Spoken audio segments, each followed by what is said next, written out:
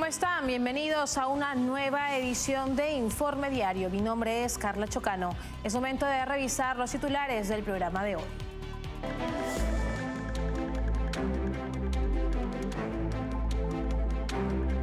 En Argentina, el gobierno de Javier Milei está analizando retirarse del Mercosur si no se avanza en la implementación de políticas de libre comercio dentro del bloque regional.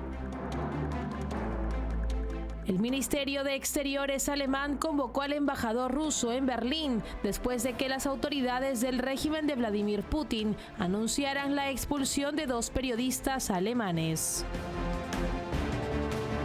Costa Rica anunció que ha sido invitada a formar parte del Acuerdo Integral y Progresista de Asociación Transpacífico, un importante bloque comercial que reúne a 12 países y representa el 15% del PIB mundial. Rumania podría repetir elecciones presidenciales en medio de sospechas de interferencia extranjera que podría haber favorecido al candidato prorruso Călin Georgescu.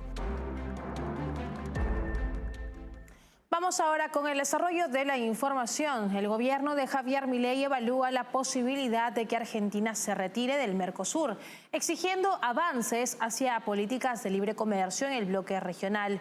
Fuentes cercanas al presidente destacan que el Mercosur no cumple con sus objetivos fundacionales y que las condiciones actuales resultan perjudiciales para los intereses del país.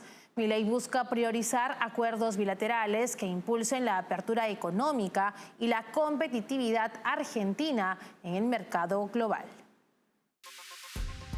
El gobierno de Javier Milei está analizando retirarse del Mercosur si no se avanza en la implementación de políticas de libre comercio dentro del bloque regional. Según fuentes cercanas al presidente argentino, el Mercosur no cumple con el propósito para el que fue creado y las condiciones actuales no benefician a Argentina. Este anuncio se da a pocos días de la nueva cumbre de mandatarios del bloque que se celebrará en Montevideo, donde Milei buscará avanzar en su propuesta. El presidente argentino ha sido claro: para su gobierno es esencial flexibilizar las condiciones comerciales en la región. En palabras de un funcionario cercano a Milei, queremos que se habilite para hacer tratados bilaterales sin pedir autorización al bloque. Si el Mercosur no acepta estas condiciones, la posibilidad de que Argentina se retire del acuerdo se mantendrá sobre la mesa. El gobierno de Milei se alinea con la postura del presidente de Uruguay, Luis Lacalle Pou, quien también ha defendido la apertura y la flexibilización del comercio en la región. Sin embargo, en el Poder Ejecutivo saben que el mayor obstáculo será Brasil, el principal socio comercial de Argentina, que históricamente ha sido reacio a flexibilizar el bloque. Sin embargo, en Paraguay, bajo la presidencia de Santiago Peña, y en Uruguay, a pesar del cambio de gobierno hacia Yamandú Orsi, no habría obstáculos. La postura de Milei en cuanto al libre comercio choca con las restricciones del Mercosur, que limitan la capacidad de sus miembros para negociar acuerdos bilaterales sin la aprobación del bloque. Ante esta situación, el gobierno argentino evalúa seriamente la opción de retirarse del Mercosur, lo que requeriría una mayoría absoluta en la Cámara de Diputados, aunque la viabilidad de esta opción podría ser compleja debido a la falta de apoyo entre los aliados del oficialismo. Este enfoque refleja la visión de Milei de impulsar un mercado más abierto y menos restringido por las políticas regionales. Y por otro lado, el gobierno de Estados Unidos, a través del secretario adjunto para el hemisferio occidental, Brian Nichols, anunció sanciones contra 21 altos funcionarios del régimen de Nicolás Maduro, señalados por respaldar su ilegítima proclamación de victoria electoral y reprimir al pueblo venezolano. El Departamento del Tesoro detalló que las sanciones afectan a líderes de instituciones clave del régimen, como la Guardia Nacional, la Policía Nacional Bolivariana, el Servicio Bolivariano de Inteligencia Nacional, la milicia y la Dirección General de Contrainteligencia Militar. Apoyamos el deseo del pueblo venezolano de una transición democrática y su derecho a la libertad de expresión, afirmó Nichols en X, donde reiteró el respaldo de su país al presidente electo Edmundo González Urrutia. El Departamento del Tesoro explicó que estas sanciones buscan presionar a la dictadura de Nicolás Maduro para que respete los derechos ciudadanos. En septiembre, el presidente Joe Biden condenó en la ONU el fraude electoral del 28 de julio y prometió utilizar todas las herramientas necesarias para respaldar la democracia en Venezuela.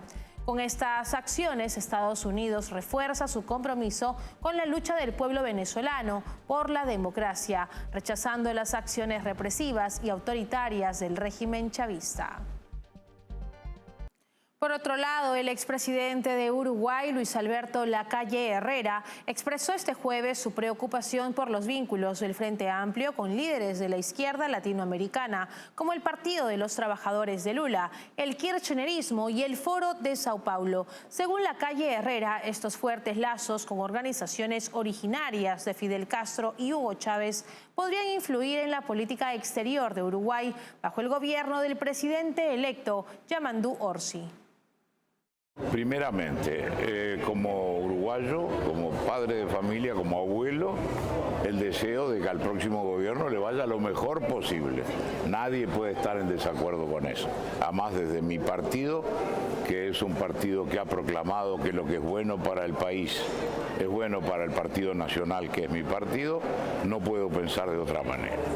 Y en lo internacional, sí, porque las vinculaciones del Frente Amplio con el Partido de los Trabajadores de Lula, con el kirchnerismo, con el Foro de San Pablo, que todos sabemos que es una organización originaria de Fidel Castro y Chávez, son muy intensos. Espero que no se concreten. Las vinculaciones del Frente Amplio con Maduro, con Lula, con los Kirchner son fuertes. ¿Van a incidir en la política exterior? Espero que no, pero son vínculos fuertes. Por otro lado, el ministro de Relaciones Exteriores de Paraguay, Rubén Ramírez, expresó el apoyo inquebrantable de su gobierno a Taiwán durante una reunión con el presidente taiwanés William Lai en Taipei. Ramírez destacó la alianza estratégica de cooperación entre ambos países, señalando la sólida colaboración en sectores clave como la salud, educación, agricultura, transporte y comercio. La relación de Paraguay con Taiwán se mantiene firme, como lo demuestra el constante intercambio de apoyo y cooperación que ha perdurado por más de 6 décadas. El diplomático paraguayo transmitió en nombre del presidente Santiago Peña los más sinceros saludos al pueblo taiwanés y reafirmó el apoyo continuo hacia la isla. A su vez, agradeció la colaboración de Taiwán, que ha sido fundamental en el desarrollo de Paraguay, sobre todo en áreas de interés estratégico. Este encuentro se dio a conocer tras la revelación de la infiltración china en los sistemas informáticos de Paraguay, una acción que pone de relieve las tácticas de espionaje y ciberataques del régimen de Beijing. A pesar de las presiones de China, que ha intentado aislar diplomáticamente a Taiwán en la escena internacional, Paraguay sigue firme en su apoyo al país asiático, reafirmando su postura en la defensa de la soberanía y los valores democráticos. La infiltración de Flax Typhoon subraya la creciente amenaza de China en el ciberespacio y refuerza la necesidad de Paraguay de fortalecer su colaboración con Taiwán mientras se enfrenta a las agresivas acciones de China en la región. Y ahora les contamos que Costa Rica anunció que ha sido invitada a formar parte del Acuerdo Integral y Progresista de la Asociación Transpacífico, un importante bloque comercial que reúne a 12 países y representa el 15% del PIB mundial. Esta invitación marca un paso significativo en los esfuerzos del país por ampliar su comercio internacional. Según el Ministerio de Comercio Exterior, Costa Rica aún debe pasar por un proceso de evaluación por parte de los miembros del acuerdo y negociar las condiciones de acceso al mercado para sus bienes y servicios. Sin embargo, las autoridades destacan el potencial de esta adhesión para abrir nuevas oportunidades económicas. Nos brinda una oportunidad única para ingresar a mercados con los que aún no tenemos acuerdos comerciales bajo condiciones preferenciales, señaló el ministerio en un comunicado, destacando a Japón, Australia, Malasia, Nueva Zelanda, Brunei y Vietnam como destinos clave. Costa Rica presentó su solicitud formal para unirse al CPTPP en agosto del 2022. Este tratado se ha consolidado como uno de los más influyentes a nivel global, promoviendo el comercio libre y sostenible entre sus miembros, que incluyen economías de Asia, Oceanía y América. La adhesión de Costa Rica podría diversificar sus exportaciones, fortalecer sus relaciones comerciales y consolidar su posición en el comercio internacional, aunque queda pendiente superar las negociaciones y cumplir con los estándares establecidos por el bloque. Con esta información nos vamos a la primera pausa del programa. Regresamos con más enseguida. Café Sombra de Pino. Un café diferente que crece a la sombra de pinos en Villarrica. Ya lo saben, Café Sombra de Pino. Un café premium al alcance de todos.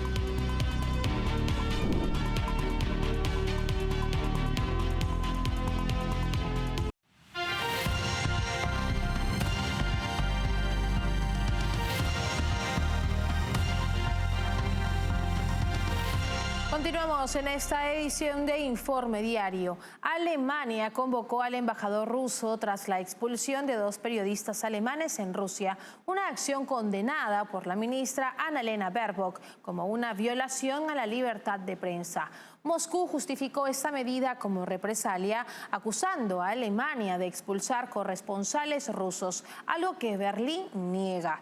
Este incidente refleja la creciente represión a la prensa en Rusia y profundiza las tensiones entre ambos países sobre desinformación y propaganda.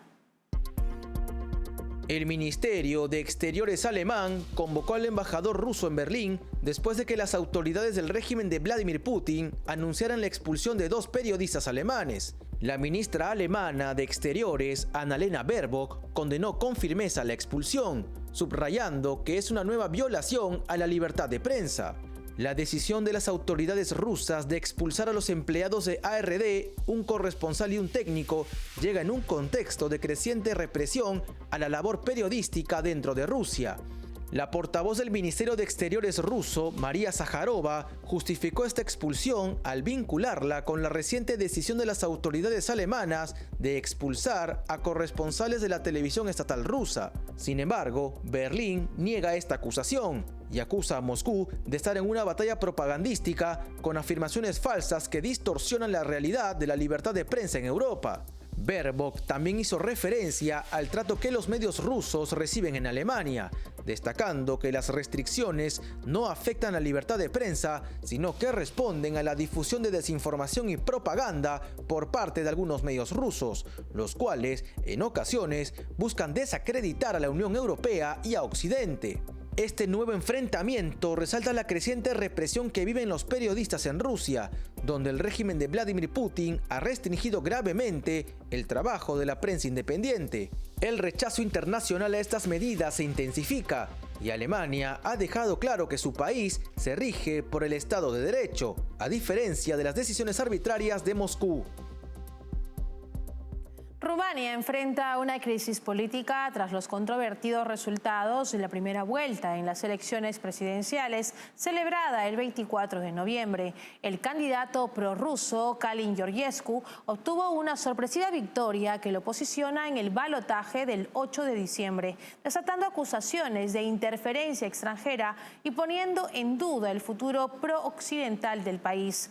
El Consejo Supremo de Defensa de Rumania reveló evidencia de injerencia por parte de actores hostiles como Rusia, incluyendo el uso de plataformas como TikTok para favorecer a Georgescu sin etiquetar contenido como electoral.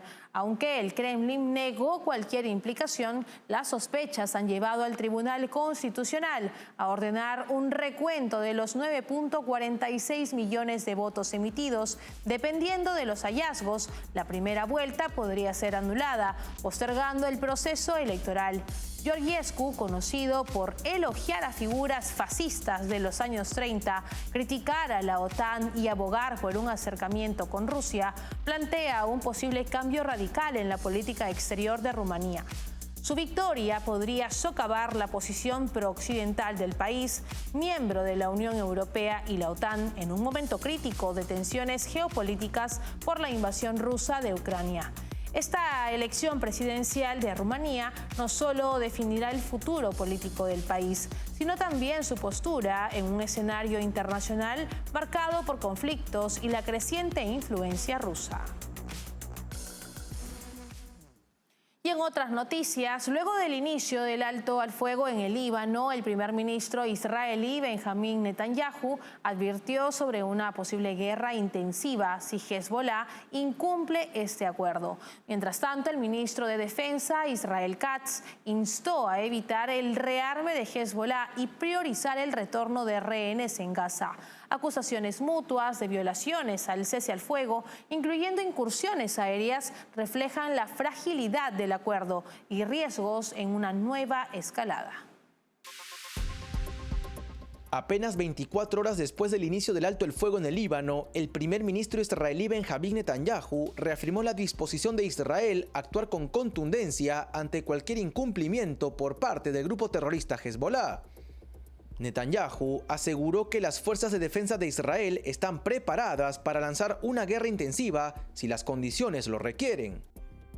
El ministro de Defensa, Israel Katz, también se pronunció, subrayando la importancia de evitar el rearme de Hezbollah y de garantizar la seguridad de los residentes del norte de Israel, muchos de los cuales han sido desplazados por el conflicto. Katz instó al Reino Unido y a otros aliados internacionales a respaldar la prioridad de Israel, el retorno de los rehenes que aún se encuentran en Gaza. Mientras tanto, las primeras horas del alto el fuego han estado marcadas por acusaciones mutuas de violaciones al acuerdo. El ejército libanés denunció incursiones aéreas israelíes y ataques en su territorio, mientras que las fuerzas de defensa de Israel justificaron sus maniobras al sur del Líbano como respuestas a actividades consideradas amenazas, como el presunto almacenamiento de cohetes por parte del grupo terrorista Hezbollah. El portavoz militar israelí Abihai Adrai anunció un toque de queda nocturno en el sur del Líbano, prohibiendo movimientos al sur del río Litani para salvaguardar a los civiles en la región. Por su parte, el ministro de Seguridad Nacional, Itamar Ben-Gvir, reiteró su rechazo al alto el fuego, cuestionando su viabilidad tras los reportes de violaciones. No debemos detenerlos, debemos continuar hasta la victoria absoluta, expresó Ben-Gvir, quien fue el único miembro del gabinete de Israel que votó en contra del acuerdo. Las tensiones subrayan la fragilidad del alto el fuego y la posibilidad de una rápida escalada si las partes no logran mantener la estabilidad en la región. Con esta información nos separamos por unos instantes. Volvemos enseguida con lo último. Café Sombra de Pino. Un café diferente que crece a la sombra de pinos en Villarrica. Ya lo saben, Café Sombra de Pino. Un café premium al alcance de todos.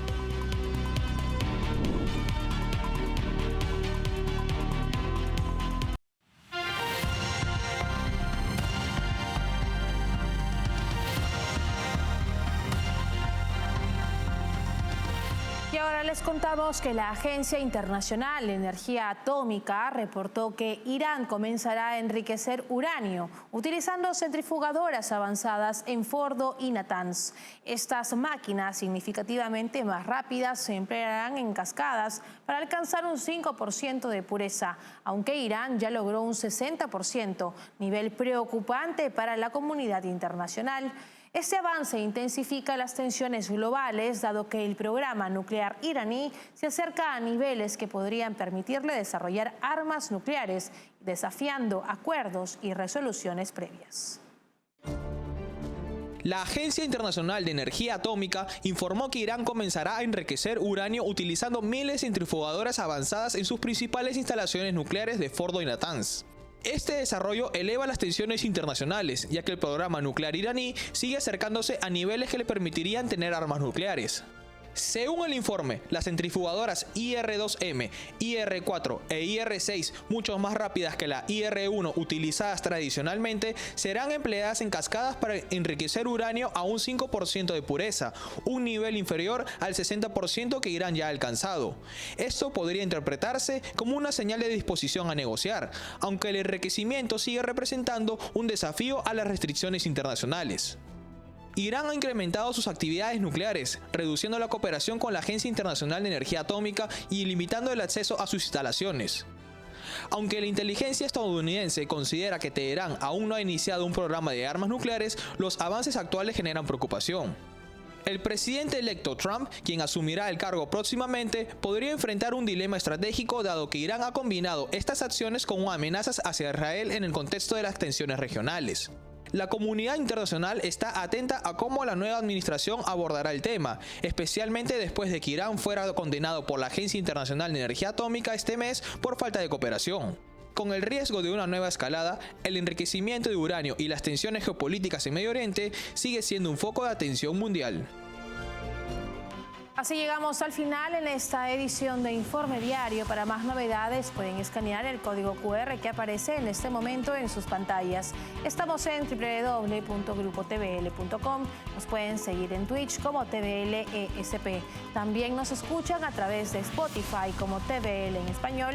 Y recuerden suscribirse a nuestro canal de YouTube TVL en español, donde podrán ver y seguir nuestra señal en vivo. Nos encontramos en una próxima edición. Nos vemos.